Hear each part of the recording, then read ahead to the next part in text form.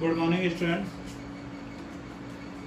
तो previous class में हम लोगों ने डिस्कशन किया था अबाउट द स्टैटिक फ्रिक्शन, ठीक है। और स्टैटिक फ्रिक्शन का हम लोगों ने वैल्यू डिसाइड किया। इसका वैल्यू कहाँ से कहाँ तक हो सकता है, 0 से μs इंटू n तक, ठीक है। उसी पर मैंने लास्ट क्लास में एक क्वेश्चन दिया हुआ था, तो चलो उस क्वेश्चन को देखते हैं। क्वेश्चन क्या था, एक ऐसे वेज है, कितने एंगल पर, 37 के एंगल पर इंक्लाइंड है। यहाँ पर एक ब्लॉक रखा हुआ है जिसका मास कितना है, 5 kg। इस पर फोर्स कितना अप्लाई किया, 10 न्यूटन का फोर्स अप्लाइड किया गया है एट एन एंगल ऑफ 37, ठीक है। और यहाँ पर हमें म्यू का वैल्यू कितना गिवन था, 0.4। म्यू का वैल्यू कितना गिवन था, 0.4 गिवन है। और हमसे पूछा क्या गया है, find the acceleration of the block, ठीक। हमसे क्या पूछा गया है, find the acceleration of the block. चलो क्या करते हैं, एफबीडी बनाते हैं। तो देखो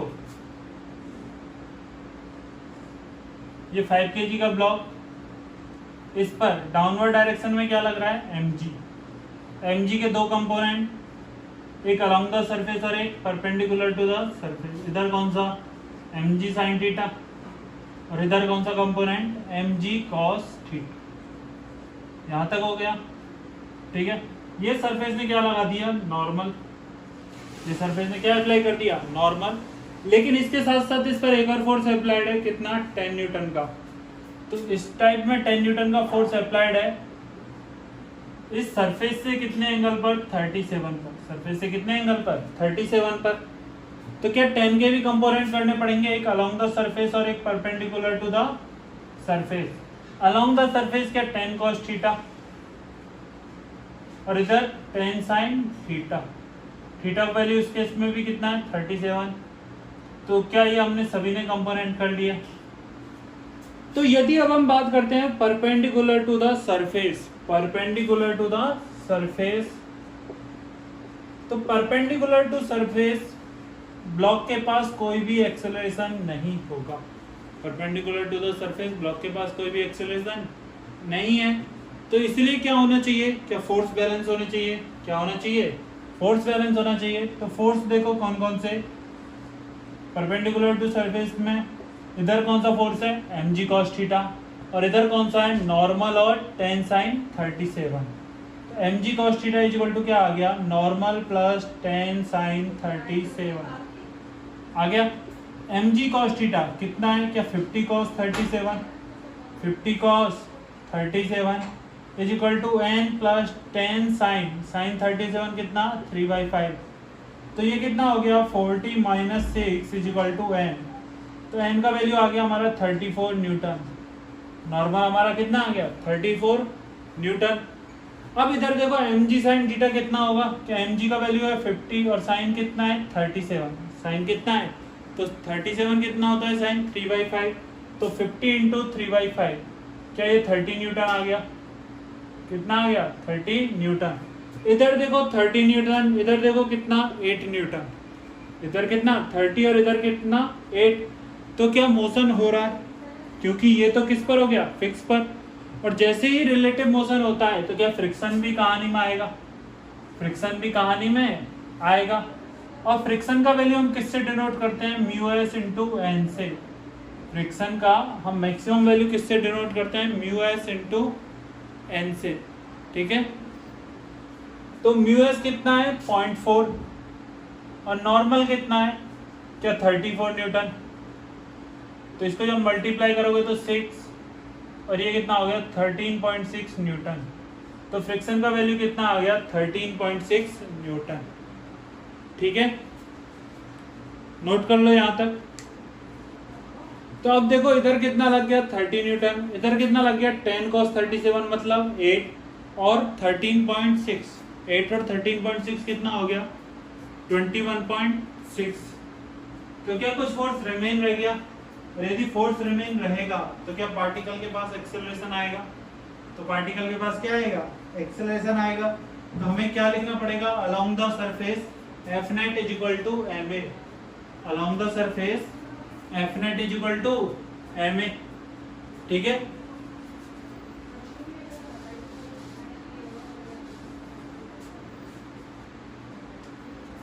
along the surface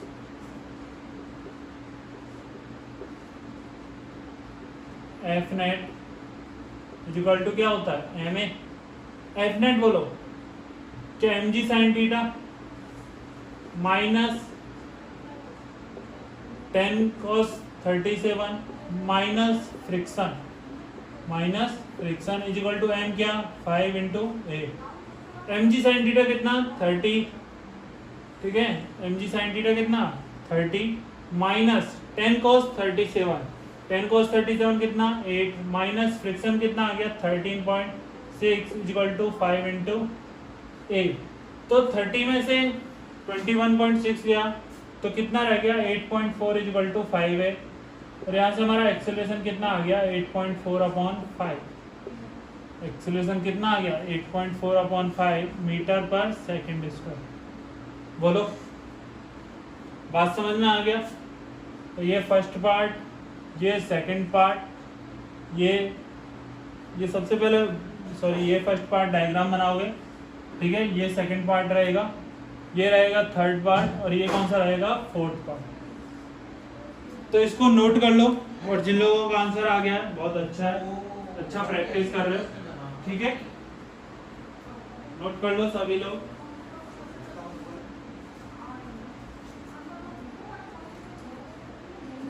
ठीक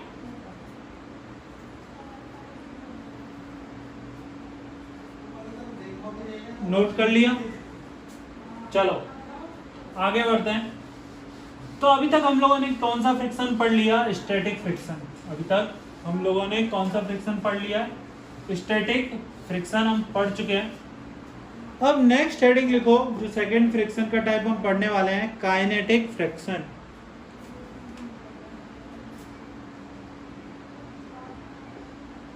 काइनेटिक फ्रिक्शन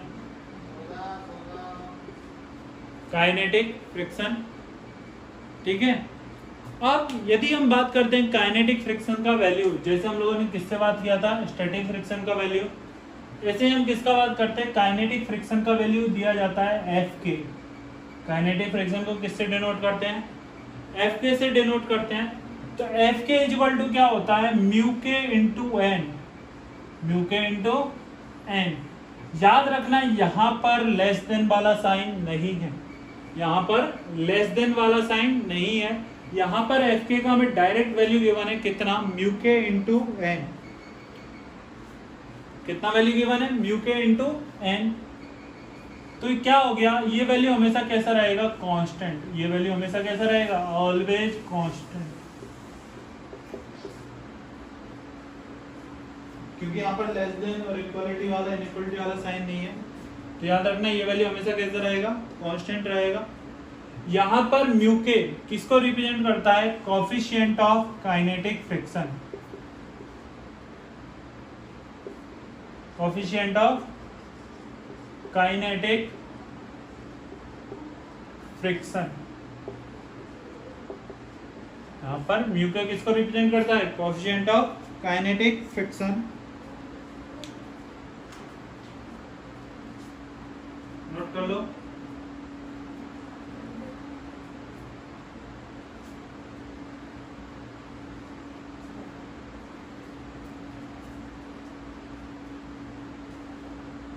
अब यदि हम बात करते हैं कि काइनेटिक फ्रिक्शन का वैल्यू कैसा है कांस्टेंट काइनेटिक फ्रिक्शन का वैल्यू कैसा है कांस्टेंट है तो काइनेटिक फ्रिक्शन एक क्या अपने आप को एडजस्ट कर सकता है काइनेटिक फ्रिक्शन क्या अपने आप को एडजस्ट कर सकता है तो उसका आंसर होता है नहीं तो इसके बाद नेक्स्ट इंपॉर्टेंट लाइन लिखना kinetic friction kinetic friction kinetic friction is not a self-adjusting force. Kinetic friction is not a self-adjusting force. ठीक है तो काइनेटिक फ्रिक्शन क्या नहीं है सेल्फ एडजस्टिंग फोर्स नहीं है मतलब ये अपने आप को कभी भी एडजस्ट नहीं कर सकता है काइनेटिक फ्रिक्शन कहानी में आएगा, जब कभी क्वेश्चन में आएगा जब स्टैटिक फ्रिक्शन का रोल क्या हो चुका होता है, खत्म। जब हमारे द्वारा अप्लाइड फोर्स स्टैटिक फ्रिक्शन से ज्यादा होगा, जब हमारे द्वारा अप्लाइड फोर्स स्टैटिक फ्रिक्शन से क्या होगा, ज्यादा होगा, मतलब जब दो ऑब्जेक्ट के बीच में या दो सरफेस के बीच में क्या होने लगेगा, रिलेटिव मोशन। जब हमारे द्वारा अप्लाइड फोर्स किससे ज्यादा रहेगा, स्टैटिक फ्रिक्शन से ज्यादा रहेगा, उसका मतलब क्या हुआ कि जब दो ऑब्जेक्ट के बीच में क्या रहेगा, रिलेटिव मोशन होगा, तभी कौन सा फ्रिक्शन रोल में आता है, काइनेटिक फ्रिक्शन। तभी कौन सा फ्रिक्शन रोल में आता है, काइनेटिक फ्रिक्शन। ठीक है, तो इंपॉर्टेंट लाइन है, नोट करना। Kinetic friction is applied, important line क्या है, स्टार मार्क कर लो। Kinetic friction is applied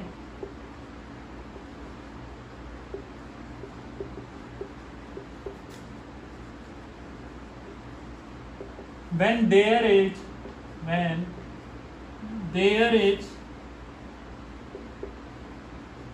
relative motion, when there is relative motion between two object or surface, between two object or surface, और ठीक है, तो हमेशा याद रखना काइनेटिक फ्रिक्शन कब अप्लाइड होता है, जब दो ऑब्जेक्ट के बीच में रिलेटिव मोशन क्या हो जाए, स्टार्ट हो जाए।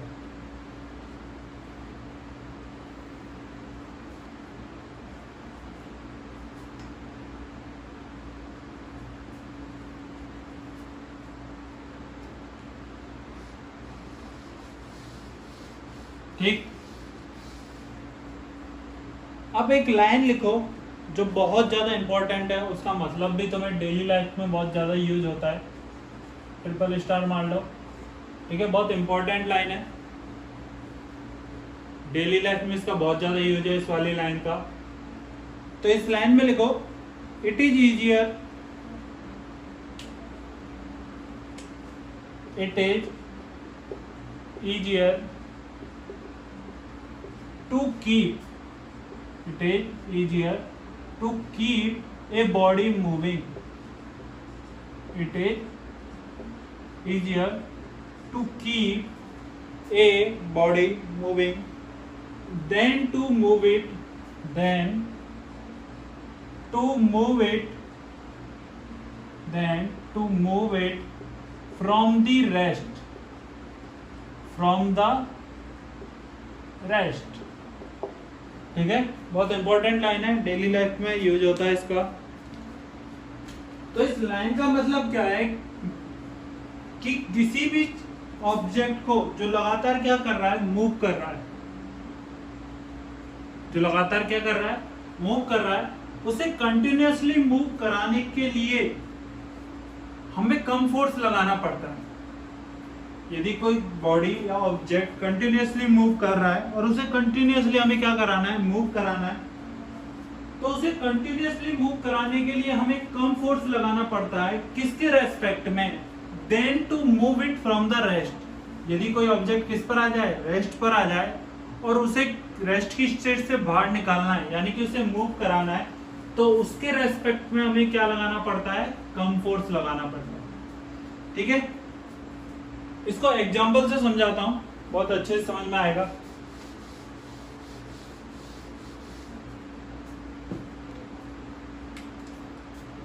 देखो यहां पर एक ऐसे पूरा पाथ है, यहां पर एक ब्रेकर है, ये क्या है, ब्रेकर है। ठीक है,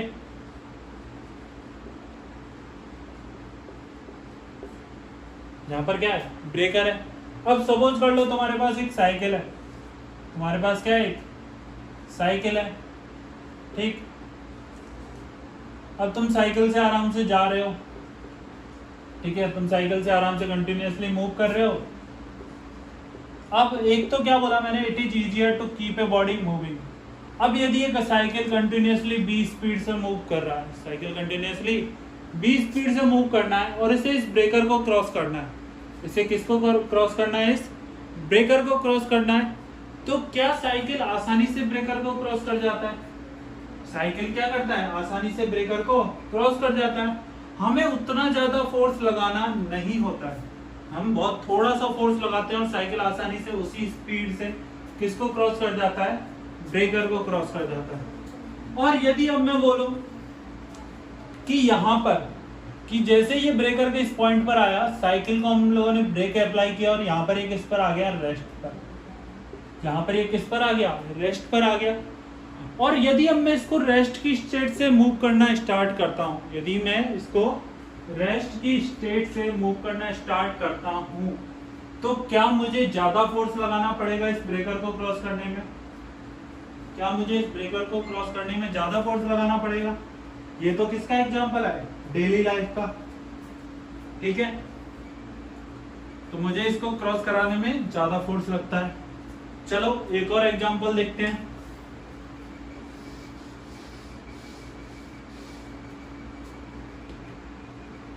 आप लोगों ने प्लैंक वाला स्टेट देखा है कि जब कभी भी हम आते हैं, बहुत जगह पर होता है कि जो रोड रहता है वो थोड़ा स्लोप ही रहता है। रोड कैसा रहता है, रोड में स्लोप होता है। अब यदि यहाँ से तुम साइकिल लेके आ रहे हो या बाइक लेकर आ रहे हो, ठीक है, ये साइकिल या बाइक है, तो यदि तुम कंटिन्यूसली एक 20 स्पीड से आ रहे हो तो तुम आराम से स्लोप वाले रोड पर कंटिन्यूसली क्या कर जाते हो, मूव कर जाते हो। लेकिन यदि ऐसे ही कि यहाँ पर तुम किस पर हो, रेस्ट पर, यदि यहाँ पर तुम्हारा बाइसाइकिल किस पर है, रेस्ट पर, और तुमको इस स्लोप पर चढ़ाना है, तुमको इसे किस पर चढ़ाना है, उसी स्लोप पर चढ़ाना है, तो तुम्हें क्या ज्यादा फोर्स अप्लाई करना पड़ता है? तो तुम्हें क्या करना पड़ता है, ज्यादा फोर्स अप्लाई करना पड़ता है। तो इसीलिए क्या बोला गया, it is easier to keep a body moving, it is easier to keep a body moving then to make it move from rest. कि मतलब इसे रेस्ट की स्टेट से मूव कराने में ज्यादा फोर्स देना पड़ेगा, किसके रेस्पेक्ट में, यदि ये कंटिन्यूसली मूव कर रहा है तो। अब उसका रीजन बता दें क्या हुआ। एक साइंटिस्ट ने बताया इसका रीजन कि जब हम कोई भी बॉडी रेस्ट पर है और उसे रेस्ट से किसकी स्टेट में वर्क कराना चाहते हैं, मूवमेंट, रेस्ट से किस में लाना चाहते हैं, मूविंग कंडीशन में लाना चाहते हैं, तो हमें जो फोर्स अप्लाई करना पड़ता है, ये नोट कर लेना, ठीक है। एग्जाम्पल है दोनों।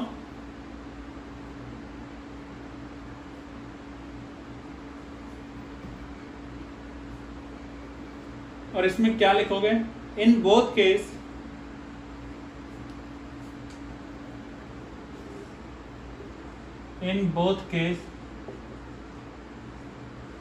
if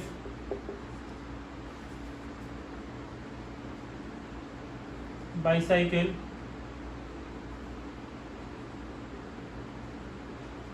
is having some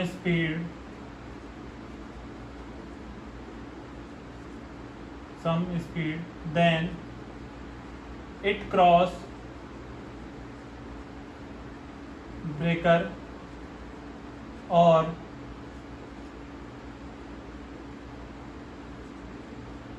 slopy road easily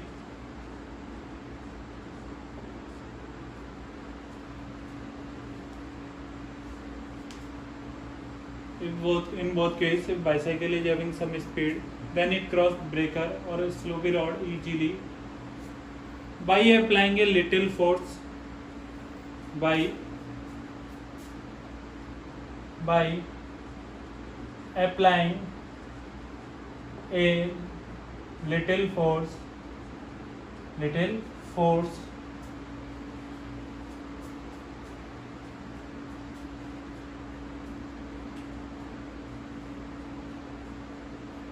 by applying a little force, but diagram note कर लिया, ठीक है, इसका रफ कर रहा है। But when both are at the rest at the rest, then we have to apply more force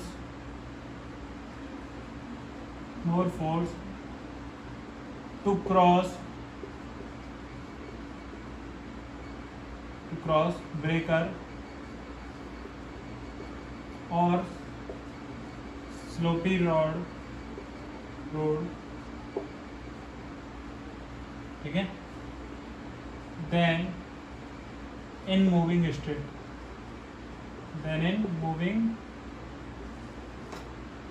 state, ठीक है।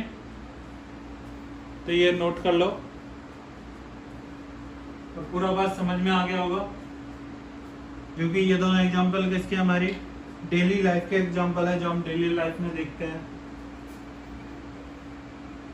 तो साइंटिस्ट ने क्या बताया, यदि हमें किसी भी ऑब्जेक्ट को स्टेट ऑफ रेस्ट से क्रॉस करना है, यदि किसी भी ऑब्जेक्ट को किसको क्रॉस करना है, स्टेट ऑफ रेस्ट को क्रॉस करना है, तो उसके लिए जो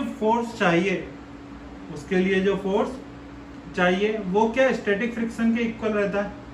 वो किसके इक्वल होता है, स्टैटिक फ्रिक्शन के इक्वल होता है। लेकिन जब बॉडी मूव कर रही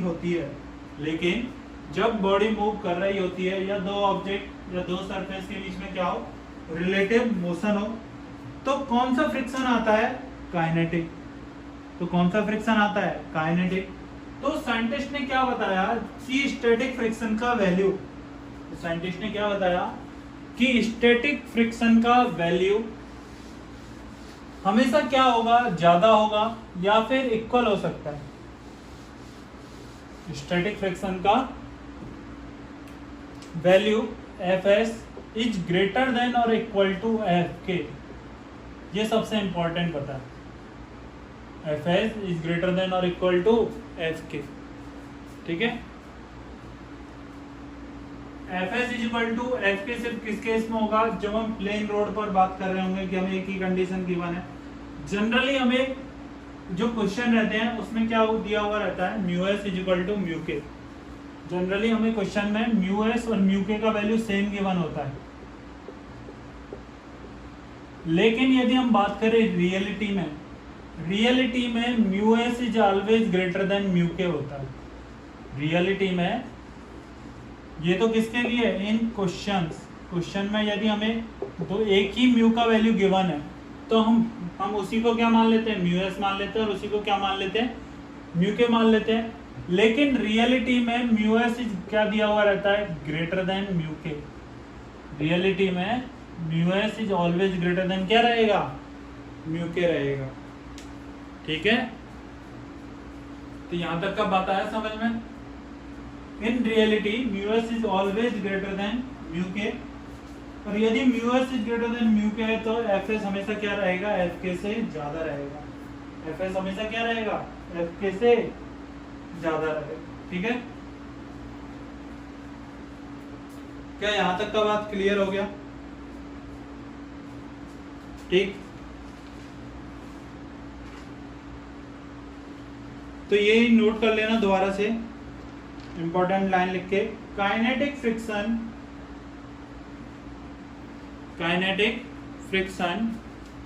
is always less than, kinetic friction is always less than static friction,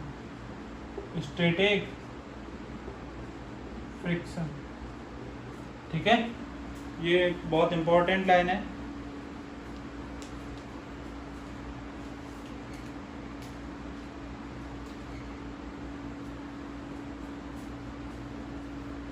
note कर लिया, kinetic friction is always less than static friction. लेकिन हम सिर्फ इसे क्वेश्चन के रेस्पेक्ट में क्या कर लेते हैं, μs इज इक्वल टू क्या मान लेते हैं, μk। जब हमें क्वेश्चन में एक ही म्यू का वैल्यू गिवन होता है तो हम μs इज इक्वल टू क्या मान लेते हैं, μk मान लेते हैं, ठीक है। अब इसमें सिर्फ एक लाइन लिखो, लिमिटिंग फ्रिक्शन। सिर्फ लिमिटिंग फ्रिक्शन का एक डेफिनेशन लिखा रहा हूं।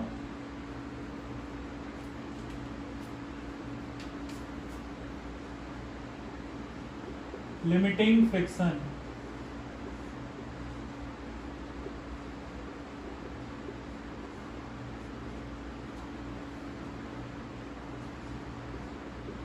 it is the maximum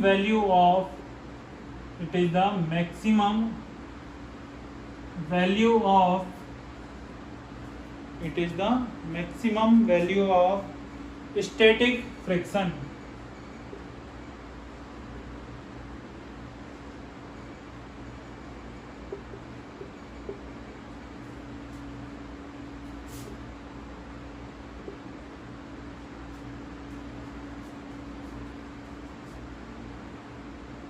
It is the maximum value of static friction. अब आप एक बार प्रीवियस लाइन पे दोबारा आओ जिसमें मैंने लिखाया है kinetic friction is always less than static friction. मैंने एक लाइन लिखाई है जस्ट इससे पहले, ये वाली, काइनेटिक फ्रिक्शन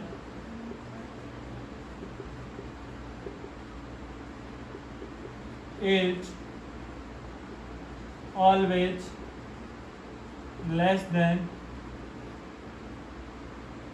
static friction। इसमें लिख लेना मैक्सिमम वैल्यू,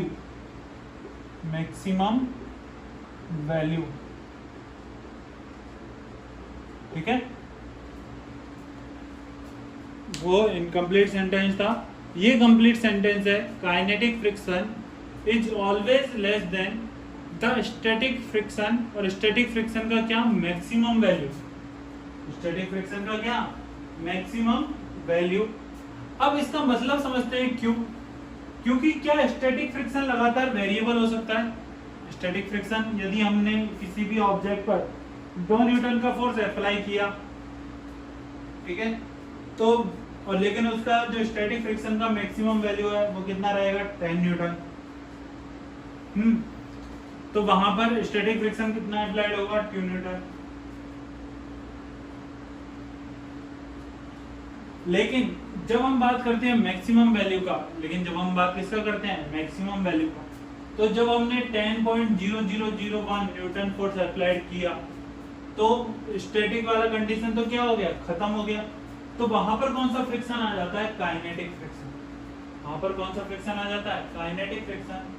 और काइनेटिक फ्रिक्शन का जो मैक्सिमम, काइनेटिक फ्रिक्शन का जो वैल्यू है वो हमेशा किससे कम रहता है, maximum value of static friction, या फिर इसे मैं डायरेक्ट बोल सकता हूं लिमिटिंग फ्रिक्शन, या फिर मैं इसे डायरेक्ट क्या बोल सकता हूं, लिमिटिंग फ्रिक्शन। ठीक है, लिमिटिंग फ्रिक्शन।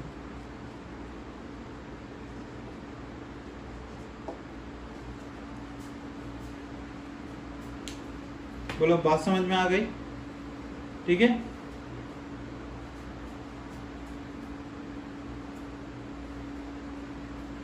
तो यहां तक नोट कर लिया।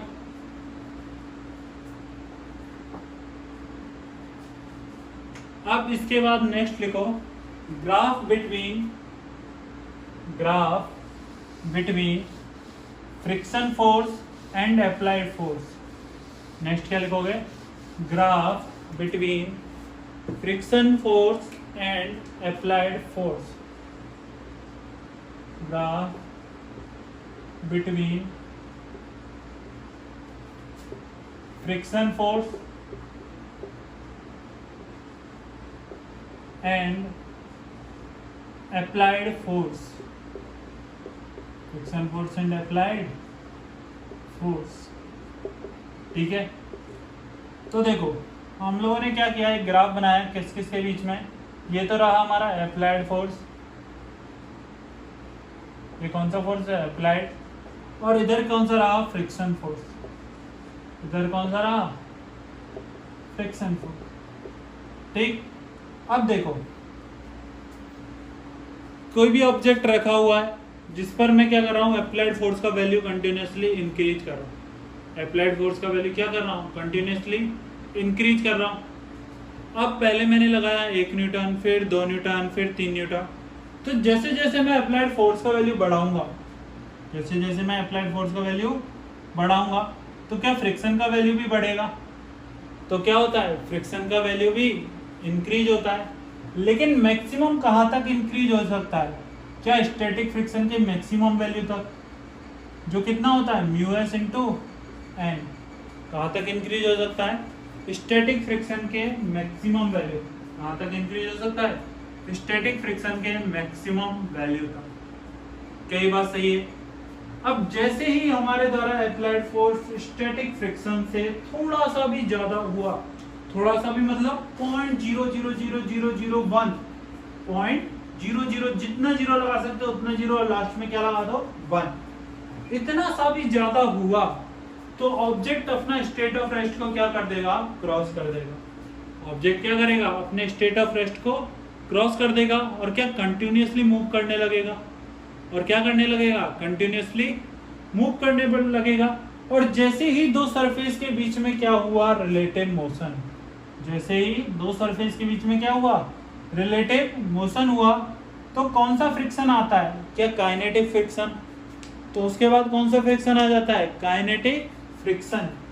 तो जैसे ही उसका हम अप्लाइड फोर्स का वैल्यू थोड़ा सा ज्यादा किए, ये वैल्यू ग्राफ इस टाइप में चेंज हो जाता है, ये ग्राफ इस टाइप में चेंज हो जाता है, और यहाँ पर वैल्यू किसका आ जाता है, काइनेटिक फ्रिक्शन का।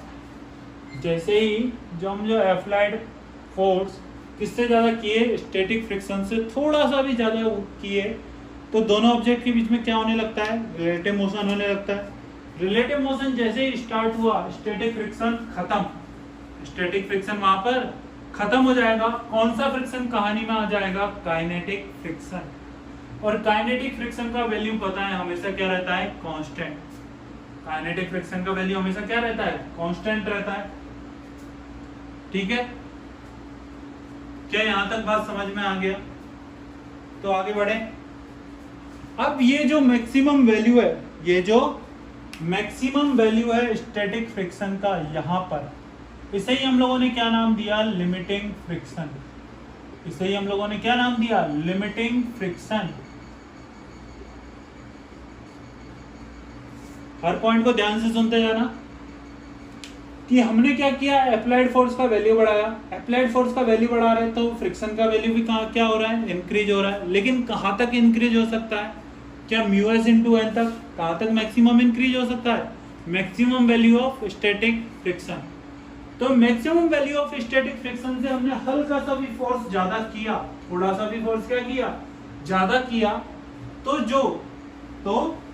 जो स्टैटिक फ्रिक्शन है वो वहीं पर क्या हो जाता है, गायब हो जाता है, और उसकी जगह कौन सा फ्रिक्शन आ जाता है, काइनेटिक। उसकी जगह कौन सा फ्रिक्शन आ जाता है, काइनेटिक फ्रिक्शन आ जाता है। और यदि काइनेटिक फ्रिक्शन कहानी में आ गया तो क्या काइनेटिक फ्रिक्शन का वैल्यू हमेशा कांस्टेंट है। काइनेटिक फ्रिक्शन का वैल्यू कैसा रहता है, कांस्टेंट रहता है। ठीक है, और maximum value of limiting friction को हम लोगों ने क्या नाम, sorry maximum value of static friction को हम लोगों ने क्या नाम दिया है, लिमिटिंग फ्रिक्शन। क्या नाम दिया है, लिमिटिंग फ्रिक्शन। क्या ये बात समझ में आ गई? तो ये रीजन किसका कहलाएगा, स्टैटिक फ्रिक्शन का। ये पूरा रीजन किसका है, स्टैटिक फ्रिक्शन का रीजन है। इसके बाद रीजन में कौन आ गया, काइनेटिक फ्रिक्शन। कितना फोर्स का वैल्यू बढ़ा लो, जो फ्रिक्शन अप्लाई होगा वो कौन सा रहेगा, काइनेटिक फ्रिक्शन। ठीक है,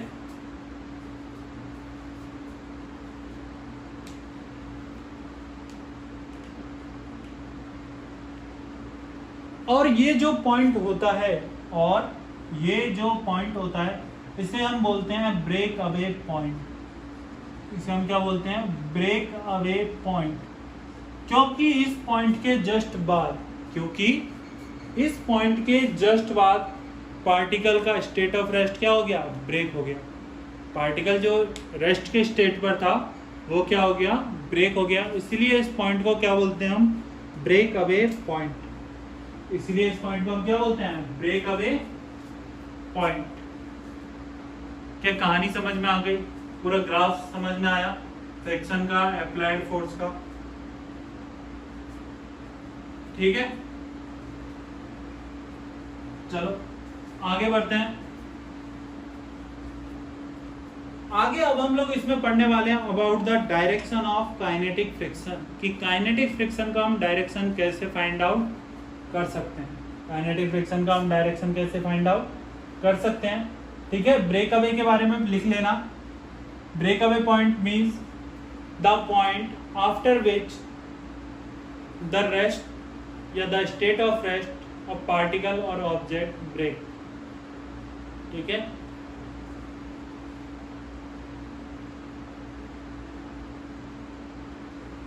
चलो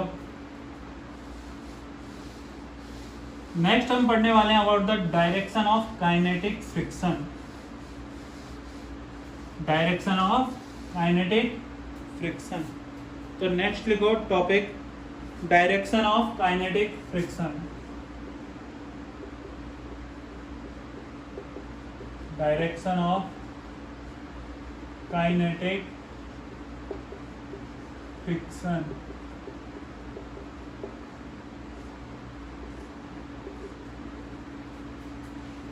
ठीक है, ये हेडिंग डालो, इसका हम नेक्स्ट क्लास में स्टार्ट करेंगे डायरेक्शन ऑफ काइनेटिक फ्रिक्शन के बारे में। आज के लिए इतना ही बहुत है, तो नेक्स्ट क्लास में मिलते हैं। ठीक, चलो।